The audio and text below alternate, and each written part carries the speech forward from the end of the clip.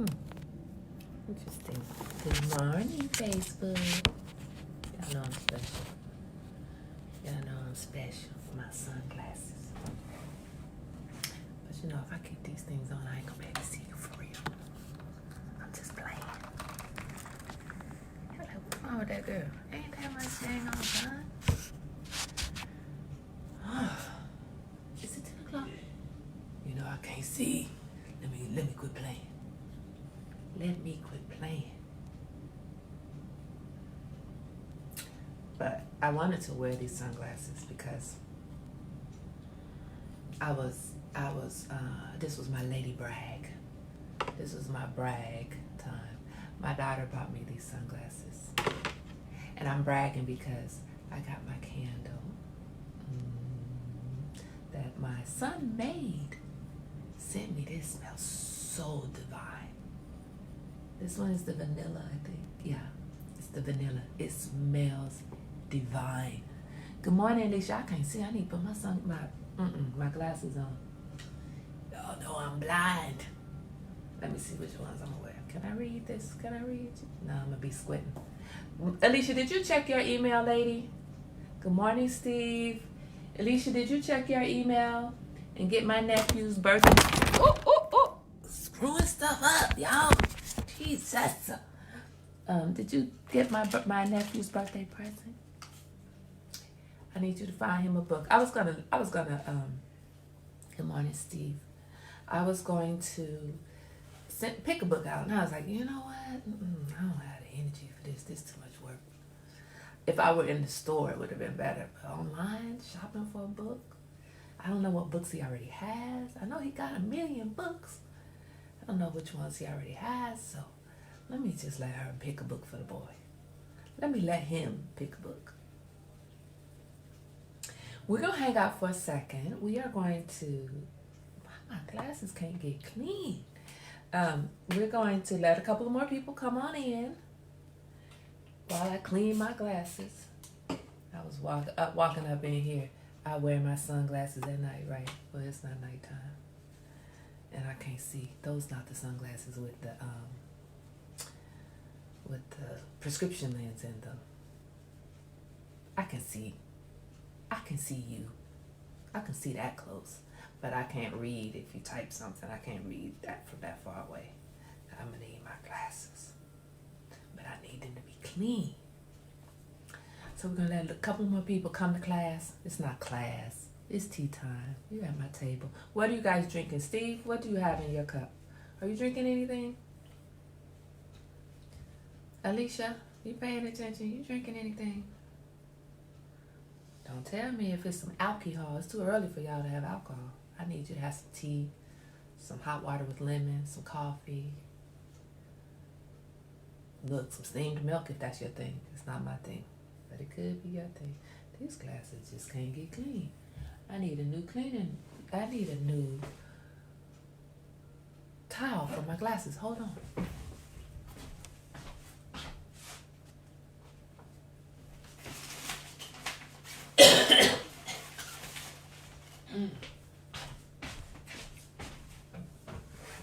All right, now I'm back. So what's important when you wear glasses is you have to wash these things. And I do. I wash them on a regular basis, but I don't remember which one. I've got 1 million of them, and I don't remember which one I washed until I'm trying to clean my glasses, and the dang things won't get clean. Then I'm like, oh, maybe I didn't wash that one. Maybe I need a new towel. So we're going to get started with my little conversation in just a minute. Who else joined me? There's somebody else on here. Suli, you know, Suli, it's so interesting. There's this song that my son's school used to sing when he was little. It doesn't say Suli, but it just reminds me of your song, of your word. And it's actually about a mouse. It's in French. It's Suli, Suli, Suli, Seta. And I'm like, so every time I hear your name, I want to say Suli, Suli, Suliana. Anyway. Every time I see. Right, it's 7 a.m. in the morning. What you drinking, Steve? What you got in your cup? Coming to the tea time, you got to have a drink. You have to have something. Good morning, Diane. Y'all know I don't come prepared. Where's my salsa for my little spoon? So when I was young, this is going to be a tea time lesson. I mean, a lesson on tea. Stirring. So my grandmother taught me, you know how people stir? Can you hear that? That is improper. You are not supposed to hear the stir. You don't touch the sides of the cup with your spoon. If you're doing that, you don't have proper manners, okay? So I want you to stir your tea appropriately. Stir your coffee appropriately. Don't hit the sides of the cup. Nobody should. It could rest on the bottom. You could rest your spoon on the bottom of the cup if you want to. That's okay if you hear that a little bit. But really, what do you hear? You see that? You don't hear anything. Except for me telling you, you don't hear anything. That is proper stirring. Okay?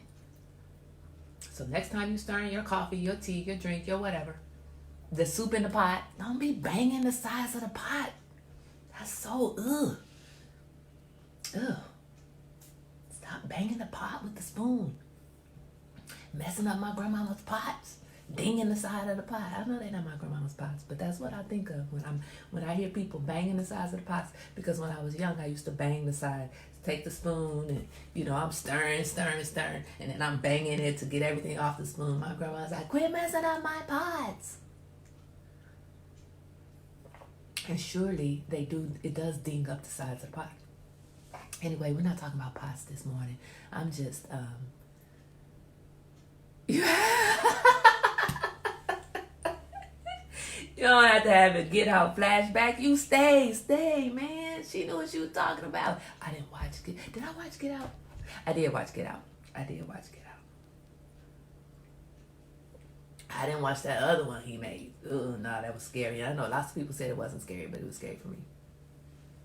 So we are going to get started this morning because I need to keep my break time to 30 minutes. So we got to get started on time. I'm going to keep moving this little thing on my computer so my lights don't go out. Anyways, you know what was on my mind? Last night it was on my mind. And then I thought, okay, well, let's see if I really feel like talking about this tomorrow. Let me get myself properly situated here. I'm still in my pajamas. Anyway, I'm coming to the table. I'm doing some work.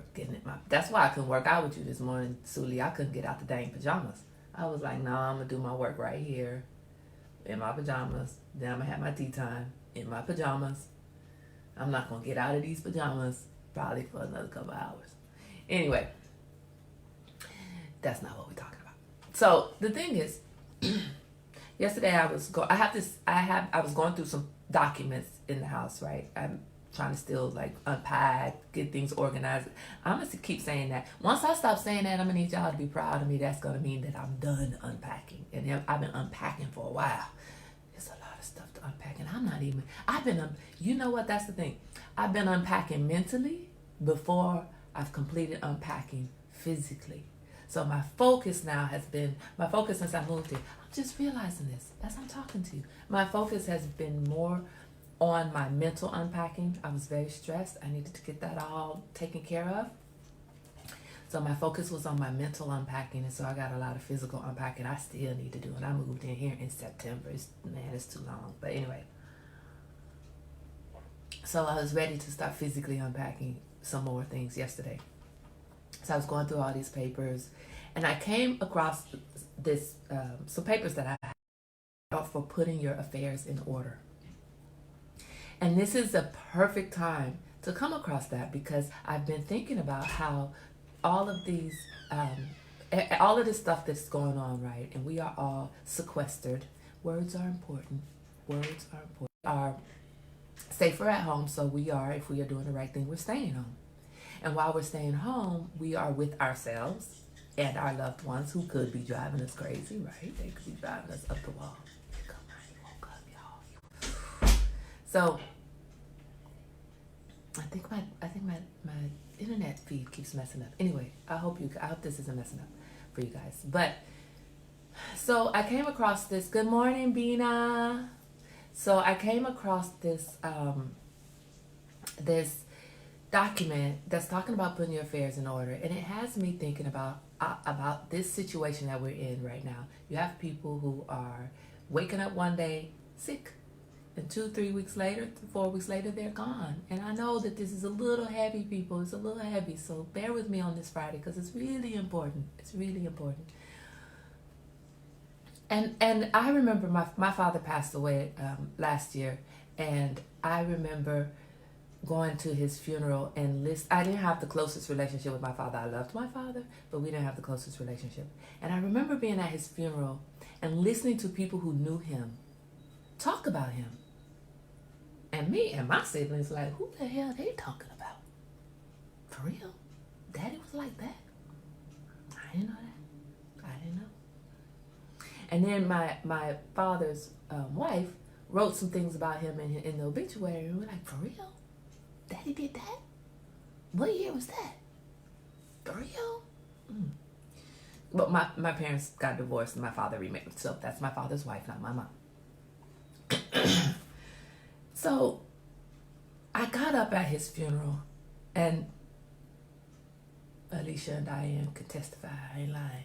I got up at his funeral, and there was so much stuff I wanted to say, y'all. I had written some stuff. I was mad at my father. I was hurt. I was everything, right? I was mad at him not being the father I needed him to be. I wanted him to be. I wished he was the father that everybody else had, right? I was mad, man.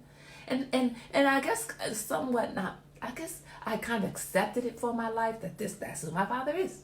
I love my father. That's who he is. He has his faults. He has his flaws. But there was still a part of me, that little girl in me, that wanted the real dad, wanted the real deal Holyfield, right? and kind of with why folks calling me in the middle of my beat, man. Y'all know what time I take my break. Don't call me during my break. I'm talking to y'all when I'm on my break. Don't call me. Anyway, so I struggled with, I wrote, so I was struggling with my father's passing, right? Really struggling with it, but I'm a mama. I gotta try to keep it together for my kids. I gotta, my life was falling apart, and then my father died. My life wasn't falling apart because my father died. It was falling apart, and then he died, right? Like, seriously, man, you pick now? This when you pick to go? I got shit on my plate. I can't handle no more on my plate, and you put more on my plate? You picked a fine time to die, Daddy. We be getting upset with folks for dying, right? Like they tried. Like that's what they was planning to do. Like, oh, I think Kai is stressed enough. Kai is not stressed enough. I think what I need to do is die. That's what I think I need to do. It was crazy, I know, irrational, but I was mad. Sorry, y'all. And I was trying to process it through, and a girlfriend of mine who's very religious. I ain't very religious. I believe in God, but I ain't very religious. And a girlfriend of mine who is religious, who lives by her faith, lives her faith on a daily basis. She's like, Kai, you need to come to this retreat with me. And I'm like, y'all gonna be singing choir, some songs and preaching and stuff. No, that ain't me. That ain't me. I don't need to do that. And as I kept whining about my life, what was falling apart about my life, she kept saying, Kai, really, you really need to do this. You really need to come to this retreat. And I'm like, at the point where she finally got me, I was so far down that anybody could have, like, I was like what are those things? Marionette? I think it's called marionette. I had strings attached, and somebody was orchestrating every move I made, because at that point I couldn't figure it out for myself. I was so far down, I could not figure out how to lift my arm up, okay? So I had other folks that I told, hey, y'all need to live for me. You need to help me live. You need to guide my steps, because I can't do it no more. So she's at that point, she says it again, Kai, you really need to come to this retreat. And I'm like, okay, all right, I'll come. That's fine, whatever you say. I was like a zombie. Whatever you say, that's what I'll do. And so I showed up at this retreat. And I was sitting there listening to the preacher. I don't know what she was saying. She was preaching. I don't know what she was saying, y'all. I don't. really, to this day, I have no idea what she was saying. Because it's a certain way you got to preach to me or I ain't listening. But what I will do is go back into my head. I will retreat into my own thoughts. So while she was preaching, it allowed me the space, the time, the comfort, the discomfort to retreat into myself.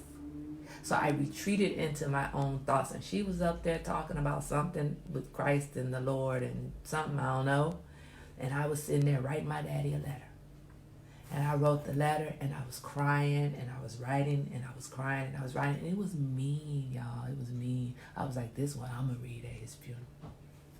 I wish I had it right here. I would read it to you, but I don't. I did save it. One day I'll read it. I would let y'all know what I was going to say. And I got it all out. And I didn't mean it from a negative place at all. It was not nice. I realized that later, but I didn't mean it from a negative place. That's just what I felt, right? It was really from love, and that because yes, some of what I said wasn't so nice to hear about a father-daughter relationship. But towards the end, what I do know is that my dad died at the right time, because in the year before my dad died, I had really come to get closer with my dad. I was there when he got rushed to the hospital. Not physically there. And when he was rushed, let me clarify, I lived in California. He lived in St. Louis, Missouri. I wasn't there when he was rushed, but I had my ass on the plane first thing I could. As soon as I found out, I was on the plane. My sister was driving up from Alabama. I was flying in from California. We were there at the hospital, and he knew me. And my father looked at me, and he said, but now my sister was his favorite. Oh, that was his pumpkin. She could have anything, do anything. That was his favorite. Everybody knew it. You want something from Daddy, tell Sharma to ask, because she gonna get it. Whatever it is, she gonna get it. And I walked in the room. Sharma was there with him, and I walked in the room, and he asked if it was me. I'm not gonna tell you what he said, because y'all don't know my real name. So he asked if it's me, and I was like, yeah, it's me. He's like, really? God? I'm like, yeah, it's me, Dad. That man gonna talk about you look old. Really, Dad? You laying in your damn near on your dad bed gonna talk about you look old? Well, Negro, you older than me. But imagine how you look. You ain't looking too young yourself. Daddy. He was all in love, though. He was out of his mind.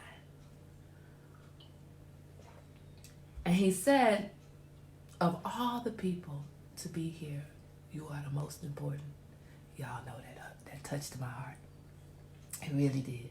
Because we didn't have the tightest relationship. I loved him, and I'm sure he loved me. He didn't know how to show it, but I'm sure he did. But we didn't have the tightest relationship. And he said, of all the people to be here, you are the most important one. So I was very happy that, yeah, Daddy, you died at the wrong time. But you died at the right time. You died at the right time in our relationship, right? It was we had come full circle. I enjoyed my dad in the hospital that time. I saw a part of my dad that I had never seen before. He was laughing and joking and out of his mind. But it was good. It was good. He let go of all of his defenses. He let go of all that airs of I'm your father. You know? He let all that go. And he couldn't hold on to it. He was on drugs. But he was happy and smiling and laughing and happy to see us there. Happy to see us there. No, sometimes, child, look, social distancing, my daddy been doing that for a long time. As a matter of fact, I'm about to pick up some of my daddy's ways. No, don't touch me. Now, I know coronavirus, we got a vaccine, but don't touch me, because we don't know how many other viruses are out there. Don't touch me. I'm going to be like my daddy from now on. Sorry, y'all. Sorry, world. But so when I was at his funeral and I'm listening to all these people talk about these wonderful things and all these people all these children he mentored y'all. His ass didn't mentor me. That's not right, Daddy. How you gonna be mentoring the strangers, not even taking care of your own kids? Whew. Anyway, so I stood up and I did not read what I had written. Because I came to realize that, yes, that's how you feel. But these people love that man, and they don't know that side of him. You ain't got to put him on Front Street, on his At his funeral, God, let them believe what they want to believe about the man. And that's their memory. Let them have it. But all my siblings sitting at the table with me like, ooh, what? Really? Daddy? Anyway, we were all talking about your daddy like, that's messed up, man. That's messed up. That's messed up. Oh, just in case you don't know, my daddy got a lot of kids. If you include the stepchildren, it's 11 of us. We were all that talking about like, wow. Even the stepchildren sitting there talking about like, wow, we didn't know that man. I didn't know him. I don't know who y'all talking about. So I got up at the funeral, and I don't remember the exact words that I used because, you know, I'm old. I can't hold on to all those details. And I remember I said, the one thing that I want everybody in this room, I did say that I'm sitting over here and I'm listening to you talk about my father, and I don't know who you're talking about. I loved my dad, but I don't know that man that you guys know. And it really warms my heart to hear your stories about my father because I didn't know that about him. So I want to encourage, and this is what I told people, I want to encourage all of the parents in the room. Let your children get to know you. Don't compartmentalize things. And I do it. I'm a mama, and this is how I am as a mama. And then I'm Kai. This is how I am as Kai, the crazy girl, crazy lady, out of her mind. And my kids, the older ones, are just coming to see, really coming to understand who I am and how I am, right? The things that are important to me, the things that touch my heart, the things that set me off, they are starting to really, we are starting to have that kind of relationship where I can allow them to see that. One of the things that I was going through at that time was a toxic relationship, and my daughter kept thinking that mom was on some stuff because her daddy died. And one day I just had to open up and I was like, you know, I am sad that my father died, but remember this situation, because I don't bring my kids into my dating life. That ain't their business. So remember this situation. Well, we are not friends anymore, and it's very hard for me to accept that, and I'm hurting because of that too. And my daughter just gave me a hug like, I understand, Mom. She don't understand. She been with her boyfriend for like 50,000 years. I don't know. She a different. I raised her right, man. She in that relationship. I'm very happy for her. But it was important to me, and it's important that we allow our people to know us. So it brings me back to get your affairs in order. It's not okay. So this is a time where any of us tomorrow, I mean, COVID-19, yeah, it could take us away, sure. But a car accident could take you away. And I'm not trying to speak it up on you. That's not what I'm trying to do. But how many of you have had to put your loved ones' affairs in order after they passed? How many of you have had to do that? My grandmother died at least 10 years ago, something like that. At least 10 years ago. And it's still fussing going on about my grandmother's house. It's still stuff going on about grandmama's belongings and grandmama's stuff and who got what. It's still stuff that goes on about that, right?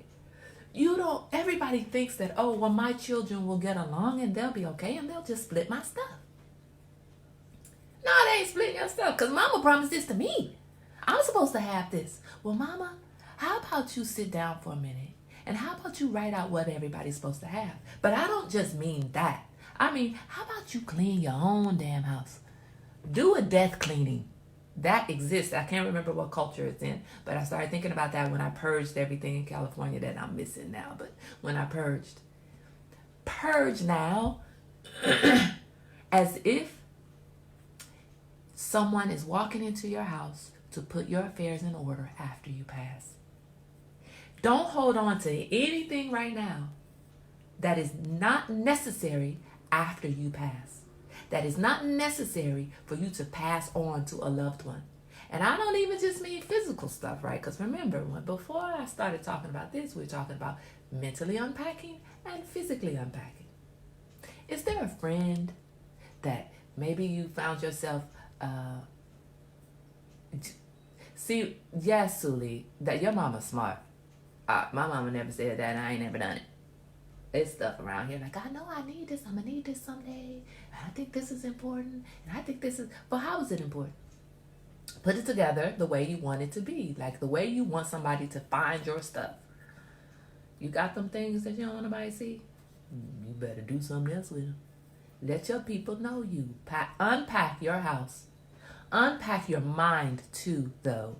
Put your mental space in order, right?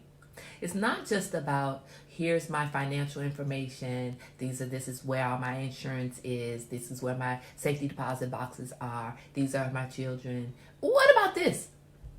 Well, I want to ask you this. If something happened to you tomorrow, I'm not speaking it up, but if something happens to you tomorrow or next week or next year, do your people know to call me? Do they know to let me know? Everybody on this feed, do your people know that if something happened to you, I need to know? These are the types of things that need to be put in order. You need to have a list. If something happens to me, let all these people know. And you can have it like, okay, these are my for real friends, and these are my acquaintances, and these are my associates. This is my boss.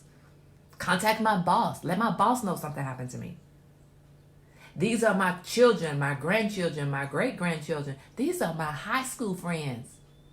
These are folks that I met at the church. This is the church I go to. Let the church know something happened to me. You need to have all of that. I have a girlfriend. She's more like a sister now. She's a sister from a different mister, a different mama too. So, a different mister and ma'am. She had to go into surgery, and her husband knows if something happens to her, contact me. And he knows that when she is in surgery, that he needs to send, not just me, she's got a whole list of people. Contact these people. Keep them abreast of what's going on with me. Send them notes about what's going on with my surgery. Am I still in surgery? Am I in recovery? How did the surgery go? And is it okay for me to have company yet? Is it okay for me to have phone calls? She had a surgery. I couldn't talk to her for, I want to say, a couple of weeks. But you best believe her husband kept sending me updates. She's doing fine. She's still recovering, Kai. Not really ready to talk on the phone yet. But this is where she is. You best believe he kept me informed about what was going on with her because he had his list and he did his duty. Now, she needs to understand if something happened to him, I need to be informed too. I need to know. Something happened to David, you better call me. Somebody better let me know. If something happened to one of your kids, you better call me. I need to know. This is the thing. We walk through this life. We don't want to talk about death. We don't want to prepare for death. The other thing. I'm sorry, I know it's Friday. I know, but it's Get Your Affairs in Order Friday. It's no better time than right now to sit down and map out everything that people need to know. Not just your financial information, but let's push it a little bit further. What do you want people to know about you that maybe you've been hiding? What's your favorite color? What's your favorite song? What gave you the most amount of joy on a regular basis? What were the things that frightened you? What were some of the things that you were most concerned about? What were some of your weaknesses that you couldn't really talk to anybody about, or you did, but only some people, or maybe this person never understood where you were coming from. You weren't ever really able to explain it because you just didn't feel comfortable, but maybe it would help them to better understand who you were as a person if you were to actually write that down and let them know, these were the things that frightened me. These were the things that gave me joy. This is the thing about you that I most loved. Pick some people, those people that you really want to understand how much you cared about them. Write about it. And keep all of that information in the same place. So when they find out about your financial obligations, and they know how they're supposed to split up your stuff, they know where you want things to go, whether you want things to be donated someplace, whether you want your cousins, sisters, brothers, long lost nephew to have it, whatever, whoever, right? They know all of that. And in that same place, they also get to see the beautiful side of you, the thoughtful side of you, They get to be in your mind for a minute. Maybe leave a little recording. Slow. That could be going over the top. But you can do that if you want to. I ain't doing that. I mean, my kids going to have these to listen to. They're going to be on Facebook talking about, I remember when my mama said. That's what they're going to be doing. But the point is, it's time to really get your affairs in order. To get your mental space. You know, unpack. Unpack whatever it is. Reach out to people that you haven't touched in a while. Right? This is the time to do it. There's no better time. There's no better time. Allow your children to start seeing you for who you really are. Don't just be mama. Don't just be daddy. Turn some flips with them. You know, get the house a wreck with them. Relax with them. Relax with them. And maybe you do that. That's something I have to work on. I've been a single mom for more than I wasn't, right? And so part of being a single mom, I used to just think that I had to have everything. I mean, part of me keeps everything pretty rigid, right? That's just what I do. It gives, I am flexible, but I also just, I'm like, no, this is what we need to do. Very methodical sometimes, right? And so with being a single parent, that was what would get me through, would be making sure I stuck to a schedule. Making sure, and then discipline. I grew up being, look, daddy disciplined us, okay? We was disciplined. So I grew up in a very regimented, disciplined situation, right? Lots of things expecting of you. Don't bang the side of your cup with that spoon, or else you about to get it, right? Like, be proper. I rebelled. But anyway, I grew up like that, and I took some of my parents' parenting and my grandparents' grandparenting, and I took that into how I was parenting. And I have learned to shape it into my own style. But in the very beginning, I was doing a lot of just how I was raised. Is how I'm raised. That's how I was raised, right?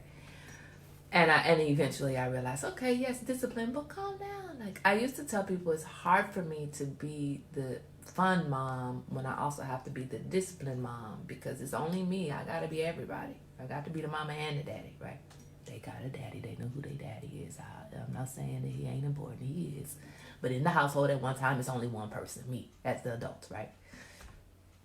And so I've learned over the years that it's okay to just relax and you know, let shit fall apart sometimes. Just let it fall apart. It's okay.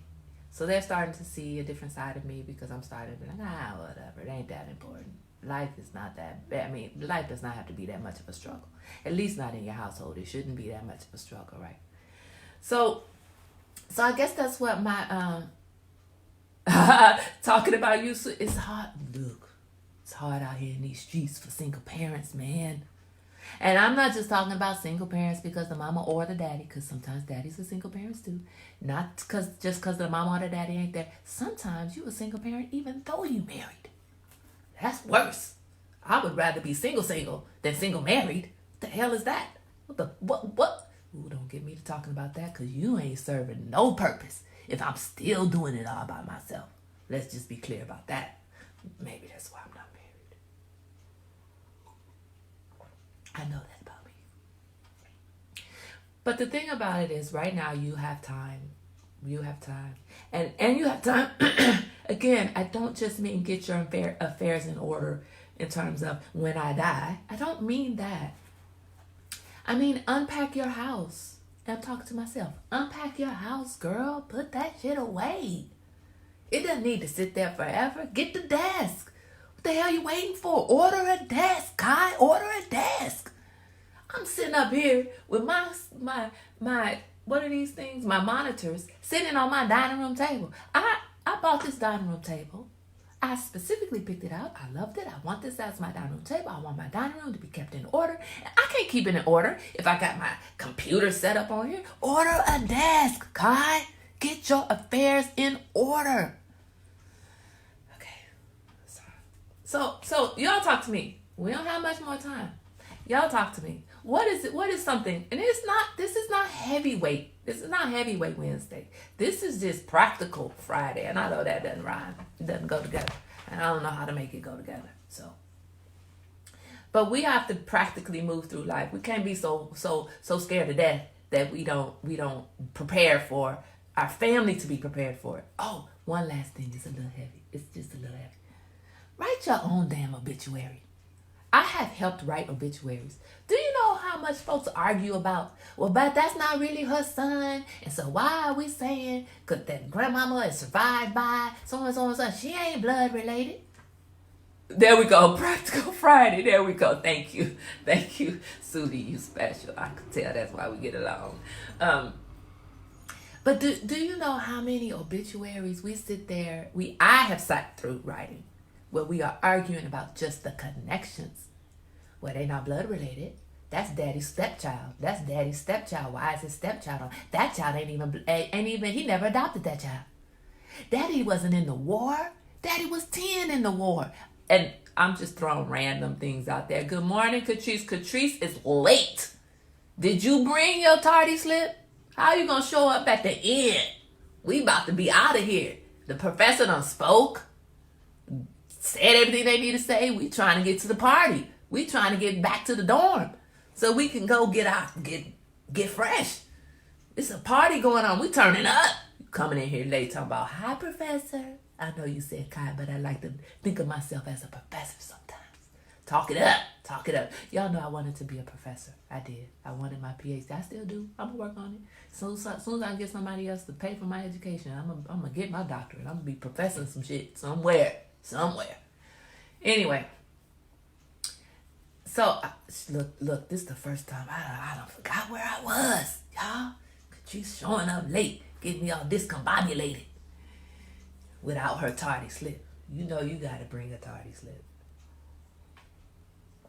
The point is, it's lots of points. Get your affairs in order. I don't know where I was, so y'all can bring me back to that road or not. I don't care. You know what my point is.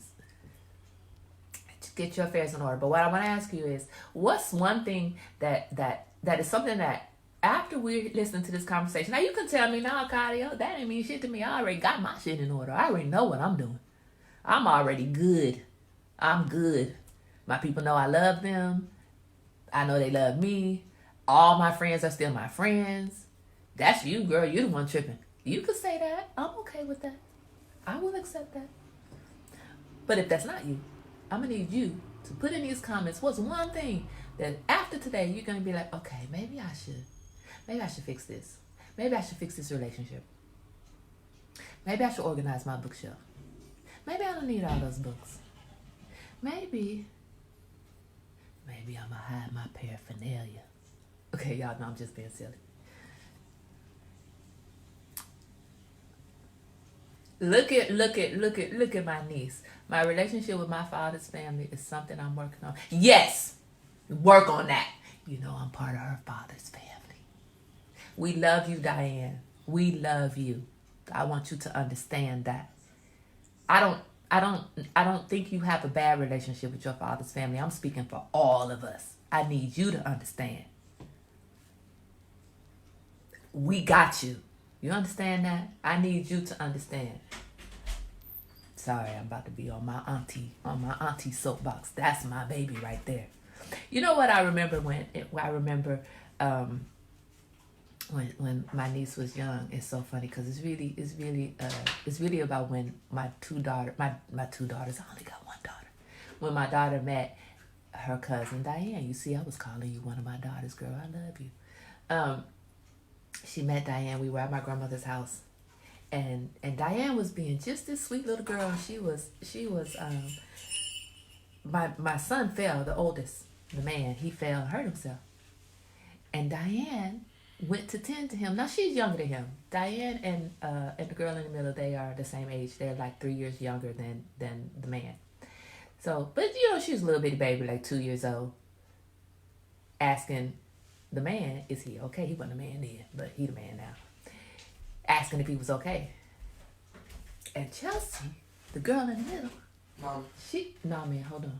He tried to interrupt me. He just woke up. Just give me a minute. Can you just turn off your camera? No, I'm on my camera. Oh, well then can you go somewhere where you can't see me because I gotta get a shirt? Grab something else. See, here, take my sweatshirt, something. He's trying to walk through here tomorrow. Can you turn off your camera? Because I don't want them to see me. I don't have a shirt on. Put a shirt on, boy! Anyway, so Diane, so the man fell, hurt himself. Diane was like, Diane was like, "Are you okay?" And my girl, she was so jealous. She just met her cousin. We had just moved back to St. Louis. They had just met. They're playing together. They play together all the time. And she looked at her. She walked over to her like, "Who the hell are you talking to my brother?" She's like, "Stop it. Stop it. I Christian brother." Yes, that's what she said. "I Christian brother." What she meant was, that's my brother. But she was a baby. She didn't know. Anyway, Diane, we love you. We love you. You continue to work on your relationship with your father's family. Just, show up. We just want to see you sometimes. That's all. But we love you, girl. We got your back. Don't worry about it. There is no distance between us. You understand that? Anyway, I'm sorry. I had to do my auntie thing. Suli says, my contact list as I'm here in the U.S. by myself and my family in New Zealand. If something happened, no. So, Suli, right now, today, I want you to take some time out of your day to sit down and write your contact list. Who should somebody contact if something happens to you? If anything happens to you, who should they contact? And I better be on that list. That's all I'm saying. But who should they contact? Who do you want to know? Look, I've gone so far as to say, look, this is what I want y'all to do at my funeral. I want y'all to second line me at my funeral, y'all. If you don't know what second line is, I'm going to need you to Google it. I want y'all dancing. I want orange and yellow flowers everywhere. I want a party. I don't want y'all shedding tears, crying, like, oh my God, I'm going to miss it. No, man, party, celebrate my life. Okay? I got some songs picked out. Now, over the years, those songs might change. So update your information. Over the years, that list might change. Update that information. Add to it. Don't take away. We try not to take away. Add to the list. But get your affairs in order, okay? Make sure that everybody understands what's important to you when you pass. Now, my mama told me what's important to her. I'm like, yeah, we ain't doing none of that. None of that. I'm just messing with her. Every time my mom says something to me that frustrates me, I'm like, you know what? You keep acting like that here. Let's see what's going to happen to you at your funeral. You ain't getting none of what you asked for. Nothing. Don't be like that. Anyway, so this is Get Your Affairs in Order Friday. Practical Friday. Put your affairs in order. You don't have to put them all in order today. But think about one thing. One thing at a time. Baby steps. Take a little bit at a time. Maybe reach out to somebody that you haven't been meaning to reach out to. Reach out to them. Maybe mend something that needs mending. Should be mended. Even if you don't feel like it needs mending. Do that. Reach out. Mend those wounds. Don't put some Band-Aids over it. Take the Band-Aid off, rip it off. It's going to be painful. Address that wound, okay? Make sure that you are putting your affairs in order, because at the end of your time, at the end of the day, but at the end of your time, think about, do I want it to be difficult for the people around me to struggle through this process? They're already going to be struggling when they lose you. Imagine having to try to sort through all your stuff. They shouldn't have to sort through all your stuff. Sort through your own stuff, okay? Sort through your own stuff, both mentally and physically. Sort through your stuff right now. You got time. You ain't going nowhere. Now to be smart, you ain't going nowhere. So that's all I have to say for y'all today. This is important. It's not heavy. I don't want you to walk away from today like, dang, why she had to dump that on us on a Friday? Jesus Christ. But this is life, honey. That's what I woke up thinking about. I woke up with a headache. I was putting together some stuff yesterday, putting my affairs in order, and I woke up this morning like, oh my God, my head hurts. Steve says, the reality is that if my mom, who is sick, I'm not allowed to see her, nor can I give her a proper burial. C-19 is real. So Steve, I am so sorry that your mom is sick. Everybody send some love to Steve, please. Throw up some hearts, send some love. This is a difficult time. It's very difficult, right? And I'm thinking about how if someone in my household got sick, or not in my household, like if my daughter got sick, would I want to risk my life to see them? I think I would. And part of me is like, it's not fair. If I want a chance death to see my loved one when they're dying, let me do it. Damn it. But I do understand why we can't. But that's hard. That's hard. I know that's hard, Steve. So we're all gonna pray for you. Um, Bina, thank you for joining me. Thank you for joining us. Thank you, thank you, thank you. We will be here tomorrow. Saturdays, our tea time is later because you know we like to sleep in. So I'm gonna post the time tomorrow. It's probably gonna be like noon my time, which would be 9 o'clock California time. So thank you for joining me. I really love having you guys at my table. Invite your friends to the table. Sharing is caring. Um, Oh yes, my aunt is in an assisted living. My great aunt is in an assisted living facility, and we cannot go see her. She's not sick, fortunately, but we cannot see her, which is hard. We usually go twice a week to see her. Throw up some likes on my page. Throw on my feed. Make sure you heart, like, and share, please, and thank you. I love coming to the table with you guys, and I love that you keep coming to the table with me. I really love that. I really love that. Like I said, I won't say it, and I won't say it enough. It feeds my soul. Diane, I love you. You understand? I love you. We all do. I'm speaking for all your daddy's family.